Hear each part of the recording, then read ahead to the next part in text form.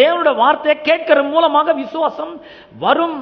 அப்ப நான் சொல்றேன், நம்முடைய காதுல எப்படிப்பட்ட சவுண்ட் ஒலிக்குதோ, எப்படிப்பட்ட சவுண்ட் கேட்குதோ, அதன் அடிப்படையில் தான் நம்முடைய வாழ்க்கை இருக்கும். ஹல்லேலூயா. சுகம் வேணும்னா சுகத்துக்குரிய சவுண்ட் நம்ம காதுல கேட்கணும். நானே உன் பரிகாரியாகிய கர்த்தர், நான் உன் அப்பத்தையும் தண்ணீரும் ஆசீர்வதிப்பேன், வியாதியை உன்னை விட்டு விலக்குவேன், உன் ஆயுசு நாட்களை பூரணப்படுத்துவேன், நீ சகல ஜனங்களை பார்க்கலும் ஆசீர்வதிக்கப்பட்டிருப்பாய், கர்த்தர் சகல நோய்களையும் உன்னை விட்டு விலக்குவார், அவருடைய அக்கிரமங்களை எல்லாம் மன்னித்து நோய்களை எல்லாம் குணமாக்கி உன் பிராணனை அழிவுக்கு விலக்கி மீட்டு கிருபினால இரக்கத்தினாலும் உன்னை முடிசூட்டி நன்மையினால் உன் வாயை திருப்தியாக்குறார். அவர்கள் கோத்திரங்களில் பலவீனப்பட்டவன் ஒருவனும் இல்லை, அவர் தமது வசனத்தை அனுப்பி அவர்களை குணமாக்கி அவர்களை அழிவுக்கு தப்பு வைக்கிறார். எனக்கு சுகம் வேணும்னா அந்த சுகத்தை குறித்த சவுண்டு என் காதுல விழணும்.